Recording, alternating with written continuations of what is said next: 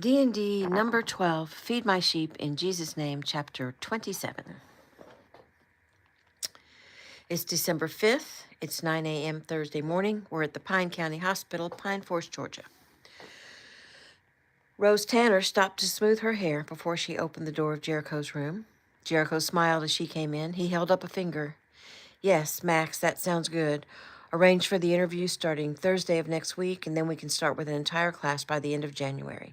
Well, I want to have a good hour for each interview, so let's reach for 8 per day.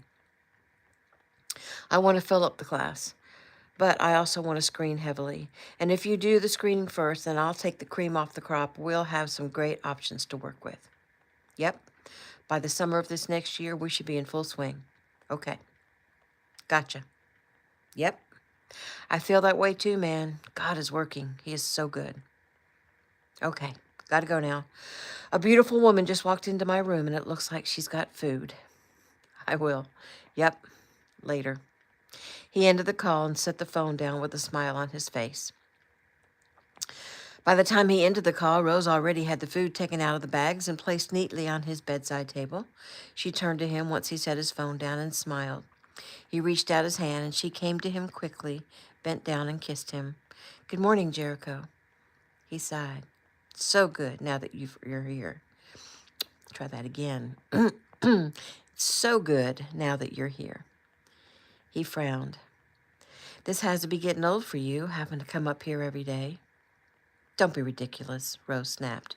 What's the alternative? That I abandon you and go about my day as if you didn't exist? He chuckled. Good girl. Let me have it for making stupid remarks. Keep it up, and I will definitely make some threats.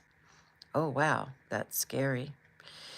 You're feeling pretty feisty today, aren't you? Rose said as she pushed the rolling table up to his bed. He smiled. I am. Does it have anything to do with the call I just heard? It does. She opened up the container that held some steaming pancakes and then picked up the small glass jar and covered the pancakes in hot homemade syrup. He sighed with pleasure. She then lined up some of Dr. June Flower Kino's prescribed supplements for anti-inflammation and for quick healing and handed him a bottle of coconut water. Use this to take the pills, and then here's some ice-cold raw milk to go with the pancakes. I'm in heaven, he said as he obeyed her orders.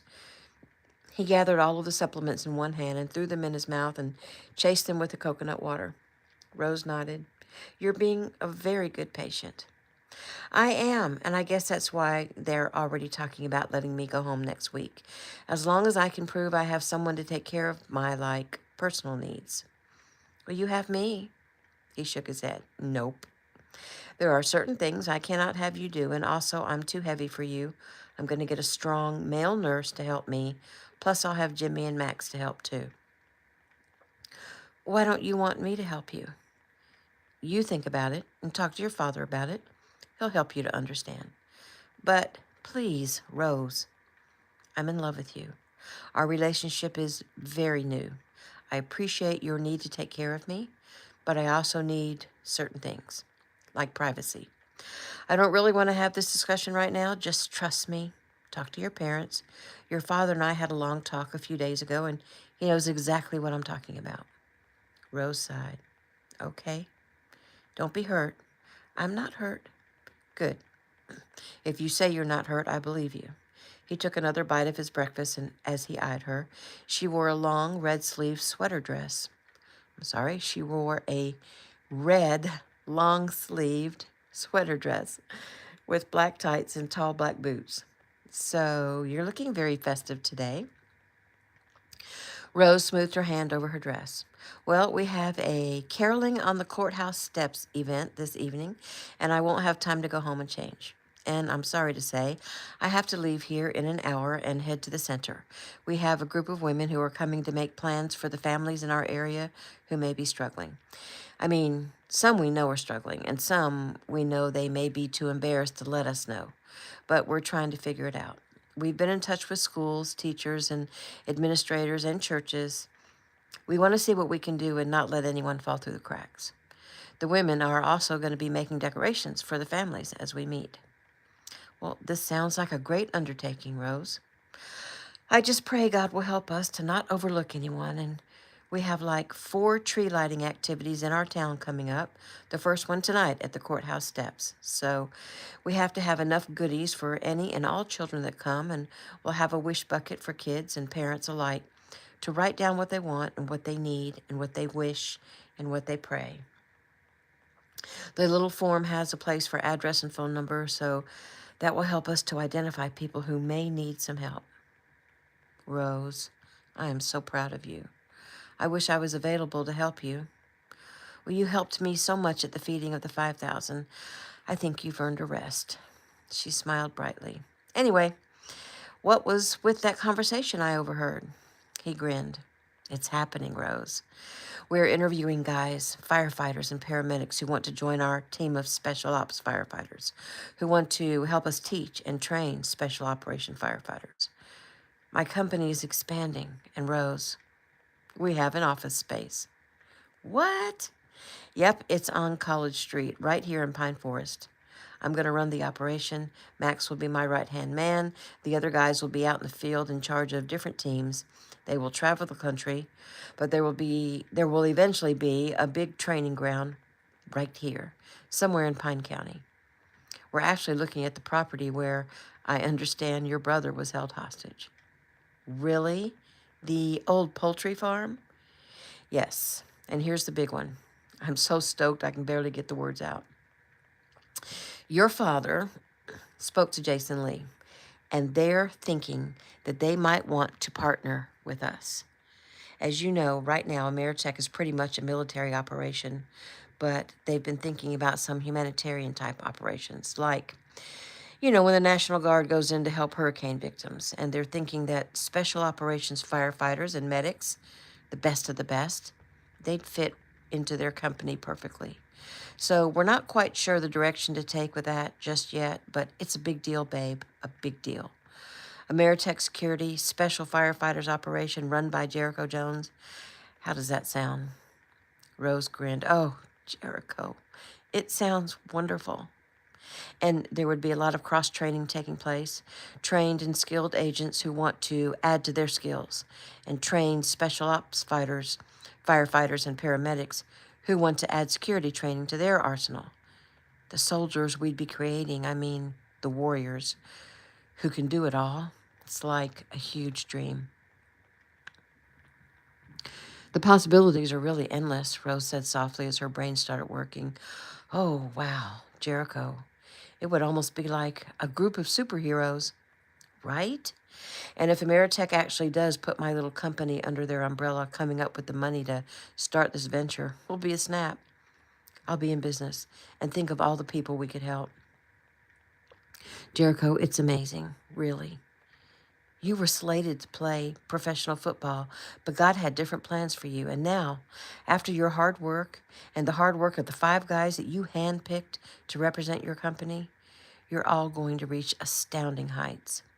He nodded, pushed away his empty tray, grabbed her hand and pulled her forward. She fell onto him and he gave a soft grunt at the slight pain in his incision area. And all this, he said softly, means I'm not leaving, except for maybe short business trips. I'm going to heal. I'm going to establish my home right here in Pine Forest. I'm going to be able to provide well for my family.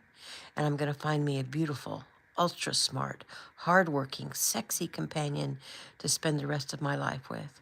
And have a dozen or so children and teach them about the purpose of life. Rose's eyes filled with tears. Oh, baby, did I make you cry? Yes, she sniffed. Are you saying that I'm a part of this big, elaborate plan? I hope you are, my beautiful Rose. I need someone by me who's as strong as I am, though you're as beautiful as the flower you're named after. You're not delicate. You're tough. You're dependable. You're so strong in mind and body, and more importantly, in spirit. You are a warrior, daughter of God. And though I don't deserve someone as wonderful as you, I hope you'll stay by my side. I don't want to propose to you, Rose, while I'm lying here in a hospital bed, unable to stand tall like a man, but I just want you to know that that is exactly what's on my mind. Having you by my side, making love to you every night, taking care of you, protecting you. You're the only one I've ever met that I could trust to raise and teach my children, our children. We'll make a family of warriors just like your parents have made. But I'm getting way ahead of myself. First things, Rosie, I gotta get out of here and heal. She wiped at her eyes. Just a few months ago, like the first week of September, I was feeling very inadequate and very doubtful that I would ever find the right guy for me. Someone smart and strong and whose faith in God is as strong as mine. A good man, like my father. And my dad told me that the right guy is out there. He told me to trust God. He told me that God had big plans for me, that I wasn't who I was so that I could be used and mistreated, that I was special. Well, he was sure right about that. She sniffed. Thank you, Jericho. Thank you for being that good man my father spoke about. Thank you for following God's prompts to take the job that brought you here to Pine Forest and brought you to me. And thank God that he didn't let you die. Jericho nodded. Well, the bad guys tried to take me out. They tried to keep us apart because they know we're going to bring so much light to this world. You and me, Rose, we were meant to be. He pulled her down and kissed her thoroughly. She licked her lips. You taste like maple syrup. He smiled and glanced up at the clock. Oh, darn, it's almost time for you to leave. I wish I didn't have to leave. I know. Me too. Just remember, we'll be together soon. Give me time to heal, time to get back on my feet. I'll give you time, but don't take too long. New scene. It is still December 5th at 6 a.m. Thursday morning at the Kino Estate, Crystal Cove, California. Hello there, my little man, Cam uttered softly as he bounced his 3.5-week-old son in his arms. Dear Lord, you are so beautiful, my little Eli. I'm so grateful for you. You are so special. I can feel your little spirit so strongly. He stopped talking for a minute as Eli whimpered and thrust his fist to his mouth, making loud sucking sounds. Cam chuckled. Your mom is in the bathroom, son, but she'll come feed you in just a minute, I promise. We both love you so much. We're so grateful that God sent you to us. I promise, Elijah Cameron Keno Wallace, that I will love you forever and ever and never leave you. I mean, I have to go to work, but I promise to be here for you to support you in all the things that you want to do or try. I'll protect you and teach you and pray over you and with you. I'll make sure you get to know all of your very large family, your grandmother and grandfather, your uncles and aunts and cousins. He leaned forward and kissed him gently on his cheek. You have another set of grandparents, but I don't know where they are right now. I suppose I should try to reach out to them and let them know that they have a grandson. Who knows? Maybe your strong spirit can reach them and turn their hearts to what is really important in this world. And that, son, is God and family. They don't understand that, but maybe if they meet you, they'd begin to understand. I got to talk to your mom first and make sure she has no problem with me reaching out to them. I have no problem, Jeffy said softly as she came out of the bathroom. Cameron smiled at her as she got back in bed and got comfortable sitting up against the headboard so that she could nurse the baby. He gently handed his son to her and kissed his head one more time and watched as she put the baby to her breast. The first time he'd ever seen his child nurse at his mother's breast, it was one of the most beautiful things he'd ever seen, and it brought tears to his eyes. Watching her again now, he realized it would never get old. Jeffy smiled up at him. Cam, are you feeling like it's time to try to reach out to your parents? He nodded. I haven't really been thinking about it, but the thought just came on me strong a minute ago. Maybe our little guy's spirit, being so fresh from God, maybe his spirit can touch my parents when I couldn't. She sighed because she couldn't imagine the hurt and pain Cam had endured over the years, knowing that his parents weren't a bit interested in him or in his life. He'd been a hero way back when he was just 17 years old. He'd rescued her from certain death. His parents did seem interested in that, albeit briefly. But once the furor died down after that, so did their interest. He played football at Oregon, and they never attended one game. Not one. How selfish could they be? Jeffy didn't understand, though her father had tried to help her to understand the psychology of what has been termed uninvolved parenting. He said the liberal world calls it a parenting style, and that's because Satan likes to make his influence seem okay. Her dad simply called it child neglect. His assessment after speaking to them was not that they suffered from depression. They were simply narcissistic. They just were not interested. They provided for his physical needs, but her father said it's possible and even probable that they themselves had little to no input from their parents and simply didn't think to try to connect with their son. Instead, Cameron Wallace had ended up being raised by a few outsiders. One of them was one of his high school teachers and a coach who'd taken an interest in the talented and very smart athlete. Another one to help him was his best friend's housekeeper, Doris Suarez, the housekeeper for Senator Talman Daly. His best friend was the senator's daughter, Marissa Daly. It was through Marissa that Jeffy met Cam, though it was a horrific episode in their lives that they were grateful to have emerged from unscathed. Jeffy stroked her son's cheek as he nursed. Cam, if you feel a nudging, then reach out. They have no idea that you've accomplished so much and that you're married and have a son. I'm actually interested to see if our little Elijah can touch their cold hearts. Cam frowned. Do not get caught up in a scientific experiment. Our son is not a guinea pig. I'm totally insulted by that remark, Jeffy said with a smile, knowing he had a perfectly sound reason to suspect that that was what she was doing. It's not a scientific experiment. It's a spiritual one. Follow God's nudging, and let's see where this leads us. Cam nodded. I'll reach out. Who knows, maybe they'll actually answer the phone. Maybe, he sighed. Well, I have to get in my workout, shower, and get to work. I have a new client Jason wants me to meet. Jeffy frowned. Tell me you're not being sent over to Turkmenistan or Russia or something like that. Well, I actually don't know yet, but as soon as I do, I'll let you know. New scene. It's still December 5th at 6 p.m. Thursday evening, Pine Forest Courthouse, Pine Forest, Georgia. The courthouse steps were being used as risers for the choirs that were performing. Currently, excuse me.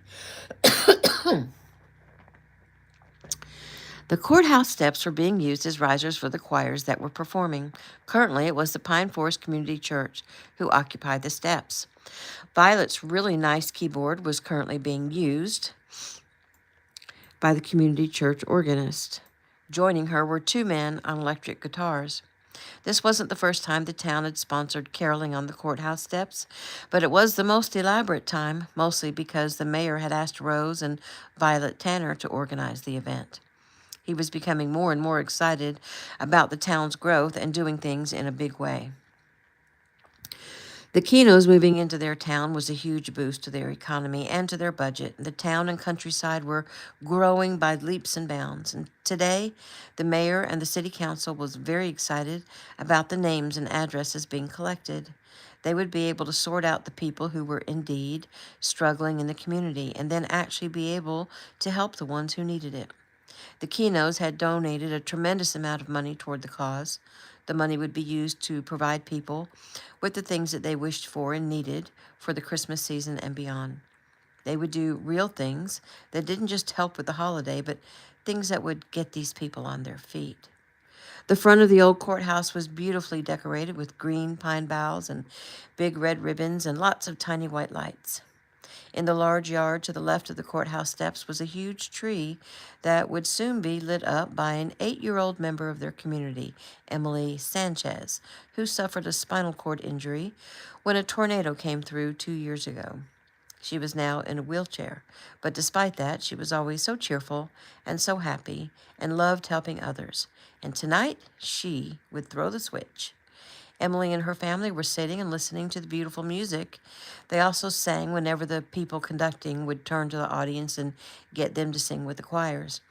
Many of the people had brought their own chairs to sit around the courthouse steps and out into the grass, and some people stood while watching, listening and singing and milling around visiting with each other.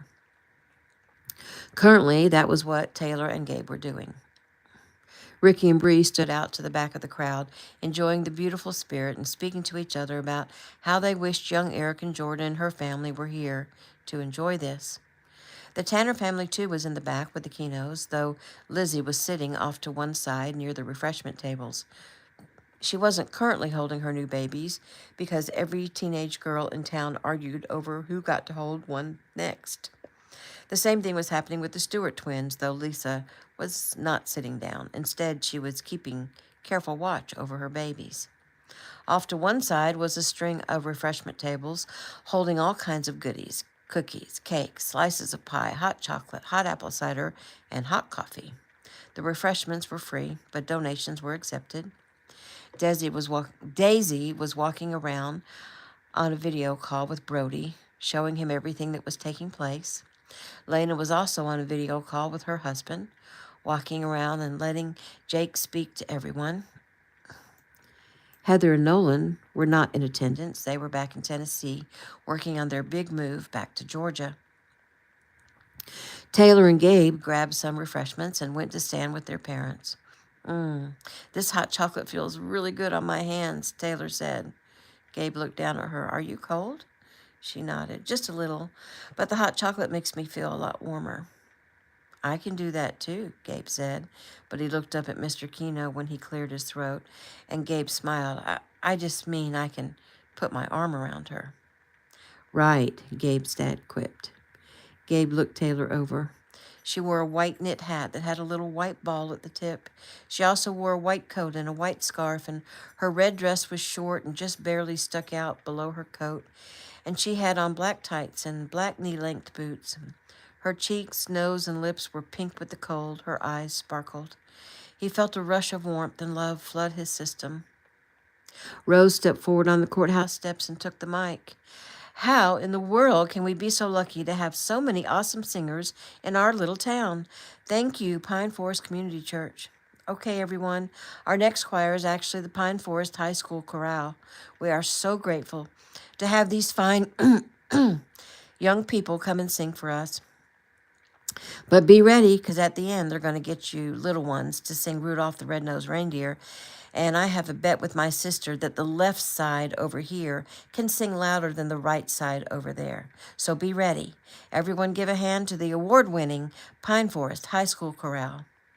Taylor was trying to listen, but she got distracted by a young girl that caught her eye.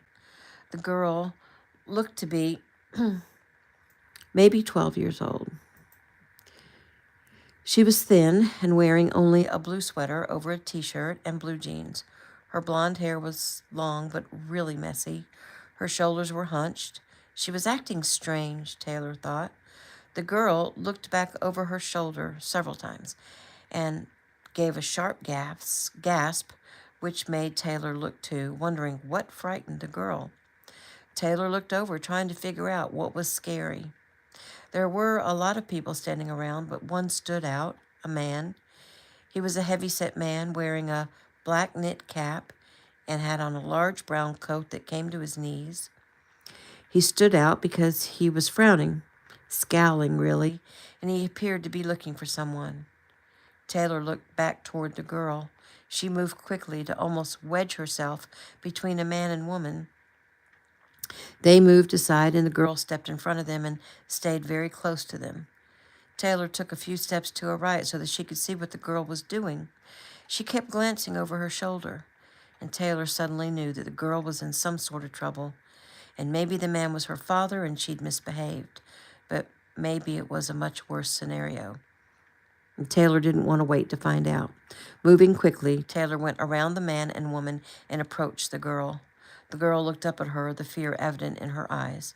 Taylor put her finger to her lips to tell her to stay quiet, and she quickly took the white hat off her own head and placed it on the girl's head. Then she took off her coat and helped the girl put it on. And next she took off her white scarf and wrapped it around the girl's neck and brought part of it up to cover her face from the nose down. And she smiled at her.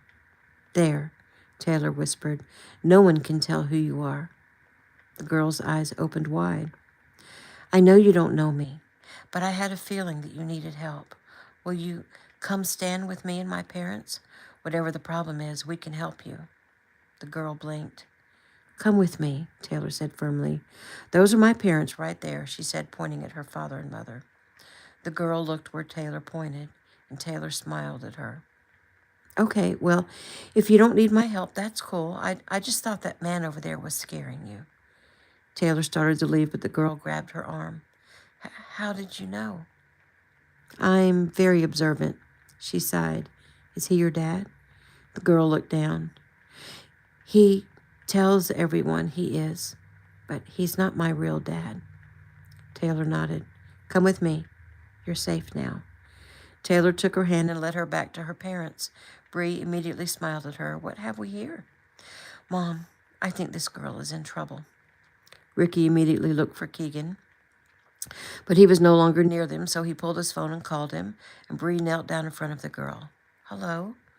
Taylor, meantime, was looking around to see if the man recognized the girl, and Gabe followed her line of vision. The man right there in the brown coat, Tay? Taylor nodded. She says he tells everyone that he's her dad, but he's not her real dad. And that's all I know so far, except she was hiding from him and she's really scared of him. Gabe immediately took his own coat off and placed it around Taylor's shoulders. Put your arms through. You're freezing. Taylor did as instructed, and Gabe watched the man as he moved down toward the courthouse steps, obviously looking for the girl. Mr. Kino, I'm going to tell the guy so that we don't lose him, Gabe said. Ricky nodded. Do not engage. Yes, sir. Gabe took off. Bree smiled at the girl and took her hand. What's your name, sweetie? Hannah. So, do you live with that man? The girl nodded her head as tears came to her eyes. Did you always live with that man? She shook her head. I used to live with my mom and my real dad. But my mom got mad at my dad and took me and left him. And we went to my grandma's house down in Columbus. And she couldn't find a job. And Grandma said she couldn't afford us, so we had to leave. And we were homeless. And then my mom met Carl. Bree frowned. That man that's looking for you, is that Carl? She nodded. What's his last name? Bree asked. Dietz, she said softly. And then what happened after your mom met Carl? We moved in with him, but he was always mean to my mom, and they had these big fights all the time. So where's your mom now? Hannah looked down. He said that my mom moved out. He said she packed her bags and left me. But that's not what happened. What happened, Hannah? He killed her. How do you know that? She sighed. Because I saw him do it. Bree hugged the girl. Oh, sweetie, I'm so sorry. How long ago was that? It's been 2 years. 2 years? Honey, how old are you? I'm 13. Oh, sweet girl, you look much younger than that. Ricky got off the phone and looked at Bree. Sheriff Ty is in touch with Pine Forest Police and is going to have them pick up this guy. Did I hear her say he murdered her mother? Bree nodded. Ricky called Ty back immediately and let him know that he was a suspect in a murder and could be armed and dangerous. Hannah looked up at the man. I have to go hide somewhere. He won't stop looking for me. He won't let me get away. Ricky smiled kindly. You're safe with us. Trust me. Dad, does Mr. Tanner know that Gabe is tailing the guy? Taylor asked. Yes, they're using his GPS to zero in on him. Meanwhile, Keegan and John Apple were walking the perimeter of the area, trying to spot Gabe, when Keegan's phone rang, and it was Gabe. Dad, Mr. Kino told me not to engage, but he's heading out toward the parking lot. I think he's giving up and is about to hightail it. Do not engage, Gabe. I'm almost there.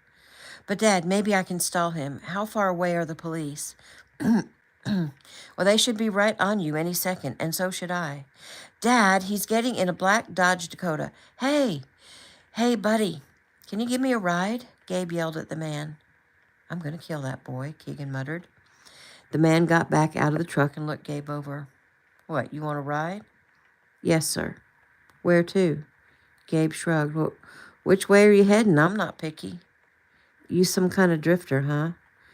Maybe, Gabe said with a shrug. Well, how you going to pay me for the gas? Oh, well, I can do odd jobs, I guess. What else can you do? The man asked. Gabe's stomach turned over. Anything you want, he replied. The man nodded and unlocked the passenger side door. Go ahead and hop in. Thanks, Gabe said as he walked slowly toward the passenger side, his eyes sweeping the parking lot. He didn't want to have to fight this guy because he looked big and strong and mean. And Gabe got into the truck, but he left his door open. If only he was old enough to carry. He was dreading what he was about to have to do, namely, fight for his life. But then he breathed a sigh of relief as he saw the police car swing into the lot and at the same time his father and his Uncle John come running across the pavement. The man jumped into the truck and tried to put the keys into the ignition, but Gabe immediately snatched them out of his hand and jumped out, running about 10 yards before he stopped. Within a few seconds, the man was subdued and cuffed. Gabe came trotting back and turned the keys over to his father. Man, Dad, that dude was bad, pure evil. Keegan nodded. The darkness is everywhere. He sighed. Gabe? Yes, sir? You were told to not engage. I didn't. I mean, not really. What is your definition of engagement, son? Gabe gave a slight smile. To get ready to marry? John snorted. Keegan tried to hold it in but couldn't stop the chuckle. You're quite the comedian. Gabe shrugged. I'm sorry, Dad. I didn't want to disobey you. I was trying hard to not have to fight that dude, but I didn't want it to turn into a car chase. Someone could get hurt, or he could get away. And if he got away, he would try to prey on someone else, because he didn't think twice about trying to prey on me. Yes, I heard. And you're right. He's a predator. So, Dad, I mean, do I look like easy prey? It's not like I'm some little kid. I'm almost 6'1" and 180 pounds. That's not little. Keegan smiled. You look young, Gabe. And he may have thought because of your good acting job that you were emotionally vulnerable. Gabe grinned. Keegan ruffled his son's hair. Come on, let's head back to your mom and Taylor. Gabe nodded. They headed back toward the courthouse and found the Kinos, the Stewarts, the rest of the Tanner family, Jody Apple, and the young girl all together. They'd all moved to the back of the crowd for privacy as Sheriff Stewart questioned the young girl. Taylor stood with her arm around her as the sheriff spoke to her, and Ricky and Bree stood just behind. They looked up as Keegan, John, and Gabe approached. Good job, Gabe, Tyson said. Gabe nodded. Glad I could help. You caught him? Hannah asked softly. Well, I helped to catch him. He won't be able to hurt you anymore, Gabe said, looking deeply into her eyes, hoping he could offer some comfort. She looked so small and so fragile, and Gabe thought he probably didn't want to know what the poor kid had been through. Taylor reached out and touched Gabe's arm. Thanks, Gabe. He smiled. Gabe and Taylor, will you walk Hannah over to the refreshment table and get her some hot chocolate and some goodies to eat? I'm sure she's hungry. We need to talk a minute, Bree said. Sure, Taylor said. She smiled kindly. Hannah, you want to go get something to eat? She looked around fearfully. He's on his way to jail, Gabe said. You're safe. Or... He stopped. I mean, is he the only one? Or did he have any friends or family that know about you? She shook her head. I don't think so. He said he didn't need anyone else. Just me. Okay, Gabe said. Then we're good. Let's go pig out. Hannah smiled and left with Taylor holding one of her hands and Gabe holding the other, and Bree watched them go, then turned back to Tyson. So, what's going to happen now? Bree asked. I mean, she needs a place to stay. Tyson nodded. I hate to do it, but we'll probably need to turn her over to CPS. Bree quickly looked up at Bree, a pleading look on her face, and he spoke up. Well, probably they won't have a place for her this late, and she'll end up in a facility, right? We'd like to step in and take care of her tonight, at the very least. And after that, Jody Apple suddenly said, we can foster her. We're already approved with CPS. Well, if that's so, then why don't you just go ahead and take her tonight? Tyson asked. We don't have a room for her tonight, but we have 2 people leaving tomorrow who we had in the small room on the main floor, and that would be perfect for Hannah and would be close to us since we live on the main floor now. We have 2 whole families in the attic apartments, and all rooms occupied on the second floor, and all cottages occupied. Tyson thought for a moment and then nodded. Well, let me make a few calls and make sure I'm not pushing anyone's buttons, but yeah, Ricky. I imagine she could stay with you tonight. The poor kid seems to trust Taylor. The police want to question her some more, but we decided it was enough for tonight. But they'll probably come to your house early tomorrow to speak with her or get you to bring her to the station. Ricky nodded. No problem. I'm sure there is a lot more to the story. Well, it's enough that she saw the man murder her mother. On top of that, what he did to that poor child, beating her, starving her, keeping her chained up. Tyson said with a sigh. And we didn't press her yet, but you know there's probably more than that. Ricky sighed. She's going to need some deep therapy. John nodded. We'll help her with that. We'll get her all the help she needs. Well, don't forget, John, that her mother took her from the father. She might have a good man searching for her, Tyson said. Well, hopefully he is a good man, John said. But if she left him like she did, there might be a reason for that. Yeah, but the reason could be the mother's problem, Jody put in. Tyson sighed. There's no need for speculation. We'll find out more the next time we speak to her. They're going to want her to go to the hospital and do an examination, body scan, the works. It's going to be hard on her. I'll stay with her, Bree said. And if she needs Taylor, she'll stay with her too. Tyson nodded. And we'll also locate her father and investigate him. If he reported her missing, it shouldn't be that hard to find him. All in all, it's going to be a process, Tyson said. He shook his head.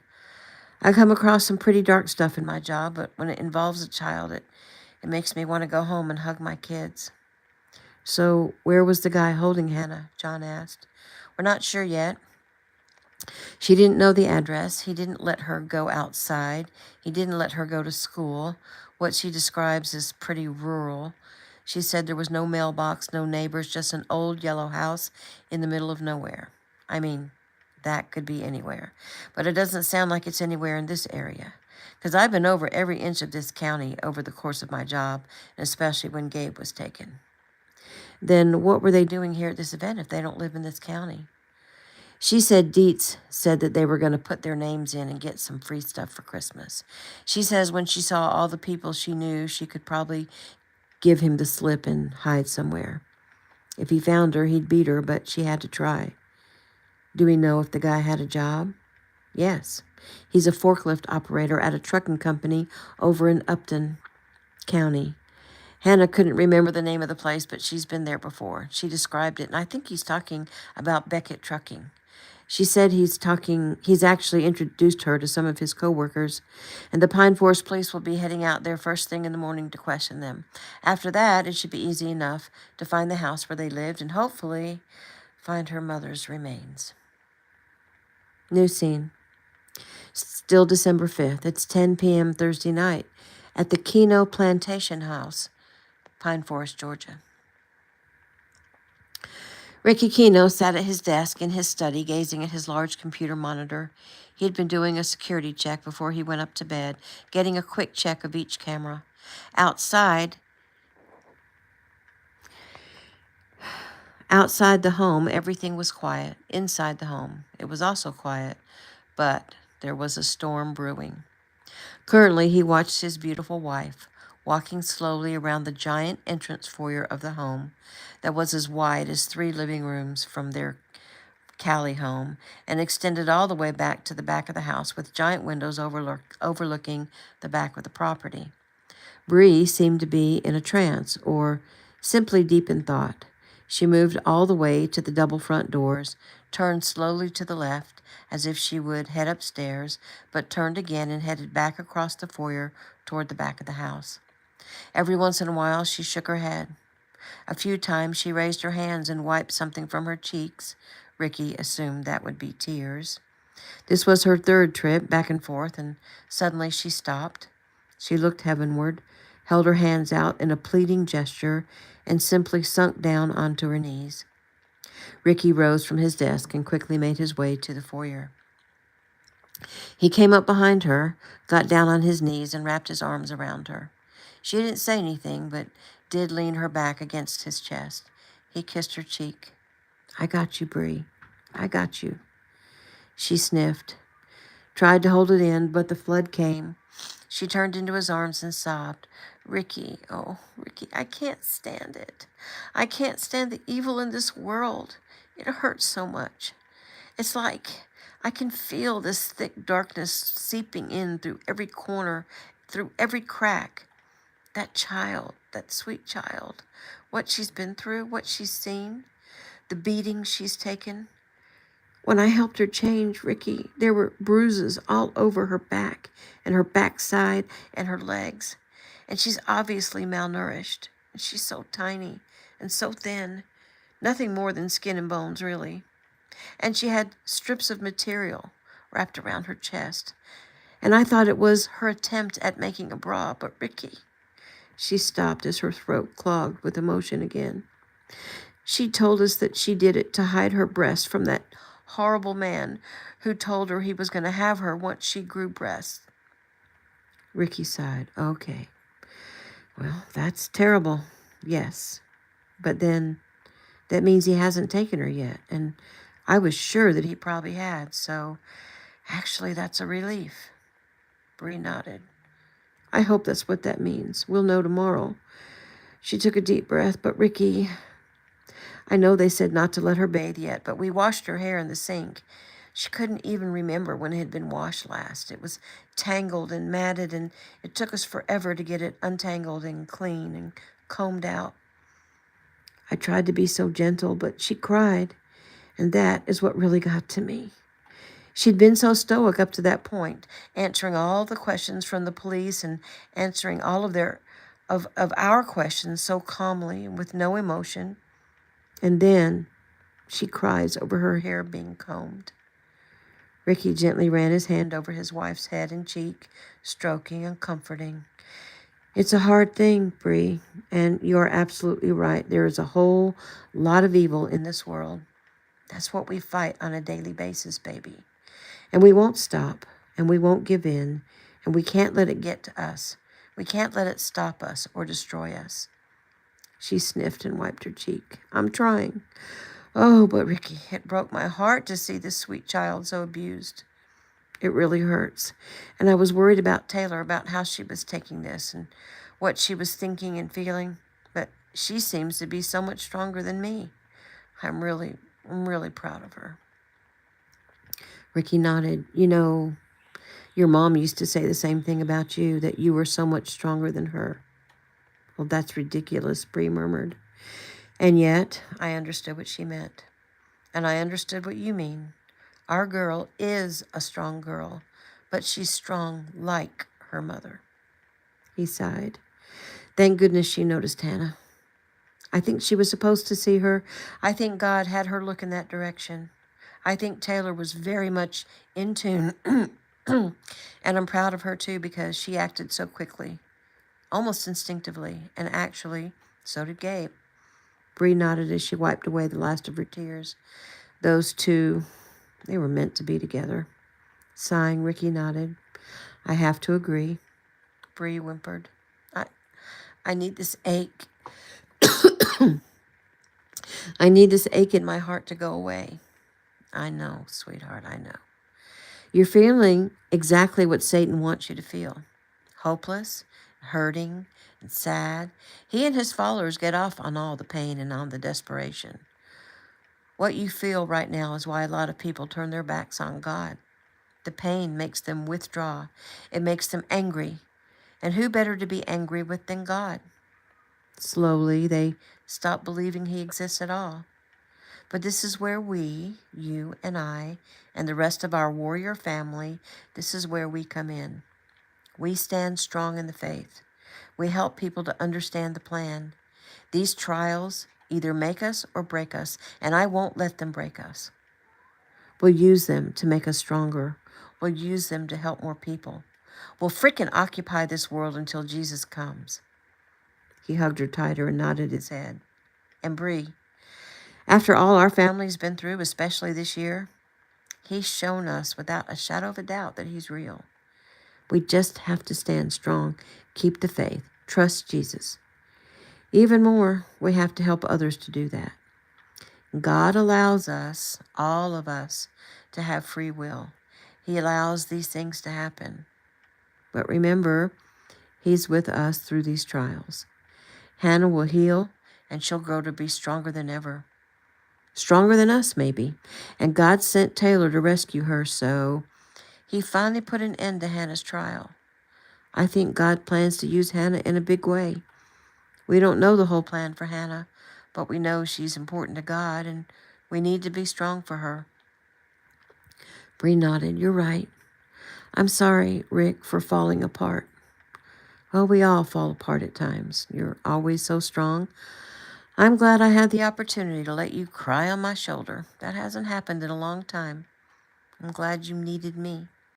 She blinked up at him. Oh, honey, I need you more than you'll ever know. I depend on you for everything, Ricky, and you never disappoint me. Not ever. She sighed. I guess it was just hard to see such a young girl go through such a hard trial. You know, this reminds me of your favorite scripture, Ricky said. Bree smiled. Which one? I have a lot of favorite scriptures. James 1, 2 through 4, I think. She nodded with a smile and quoted, Consider it pure joy, my brothers and sisters, whenever you face trials of many kinds, because you know that the testing of your faith produces perseverance. Let perseverance finish its work, so that you may be mature and complete, not lacking anything. She looked up into his handsome face. Thank you, Ricky. You're welcome. Will you pray with me? Absolutely. He kept his arms around her. He held her against his chest as he closed his eyes and prayed, his lips close to her ear. He prayed for peace of heart and mind. He prayed for strength. He prayed for Hannah's healing in body, mind, and spirit. He gave thanks for his daughter and Gabe acting so quickly and for their strength. He went on to pray for everyone in their family, for their friends, for the people of the town, for the people of the town, the state, the country, and the world. He prayed for quite some time, and as he did, Bree relaxed and felt the pain in her heart ease, and the sick feeling in the pit of her stomach dissolve, and her spirit fill with the love of God. They didn't know that they had an audience. The tiny girl who'd begged God for so long to help her sat on the steps to the left of the front door and listened. Her heart also eased as the kind man prayed with his wife. She knew what they said was the truth. Hannah knew evil, but she also remembered God. A long time ago, before her mother left her real father, she had a friend who used to tell her about God. Her own parents never talked about God, but Hannah remembered the words her friends had said to her. She said, If you pray to God, He will help you. He loves us all, but you have to talk to Him. Sometimes it takes a while before He answers you, but He always does. Hannah had been so desperate, so alone, so afraid, so hungry. Out of the blue one night, those words her friend said came back to her. So she started praying, begging God to help her. She prayed every night and every morning for months. She'd been about to give up. She'd begun to hope that she would just die, like of starvation or something. She got scared because Carl had said that soon he wasn't gonna just have her watch him. He was gonna do things to her as soon as she grew breasts. He said he wasn't no pervert. He didn't want no kid. That's why she began to tie pieces of an old sheet around her chest so that he wouldn't know. Then Carl brought her to this town, hoping to be able to get a big handout. And when Hannah saw all the people, she knew it was a miracle. She was supposed to go down and sign some papers and put them in the big bucket at the side of the courthouse steps. He made her memorize his new phone number so she could write it on the paper. And the moment he told her to go ahead and do it, she slipped into the crowd and hid. She'd lost him almost immediately. She thought about running away, like out behind the back of the courtyard. But she'd been afraid to be alone. She didn't want to leave the people. Actually, she felt almost as if someone spoke to her and told her to stay with the people. Maybe that was God talking. And then the beautiful girl in white, Taylor Kino, appeared in front of her like she was an angel. Hannah actually still believes that she is an angel all in white with the prettiest smile in the whole world. She was so nice, and so was her boyfriend, and so were these people, Mr. and Mrs. Kino. Hannah smiled. She'd prayed, and God finally did answer her. She guessed he had to wait for just the right time. Sitting on the stairs, she closed her eyes and whispered, "Thank you, God." She startled briefly at the small creak as Taylor came down the stairs, and Hannah smiled up at the angel as she came down to sit next to her on the stairs. She wore white again, only this time it was soft flannel pajamas. Taylor sat next to Hannah and put her arm around her. "Hey, are you okay?" Taylor whispered. Hannah nodded and put her finger to her lips and then pointed toward Taylor's parents. Taylor peered through the white rails of the stairway to see her father sitting on the blue rug in the middle section of the foyer with her mom curled up in his lap as they prayed together. She smiled as her eyes filled with tears. Her parents were totally awesome. That is the end of chapter 27.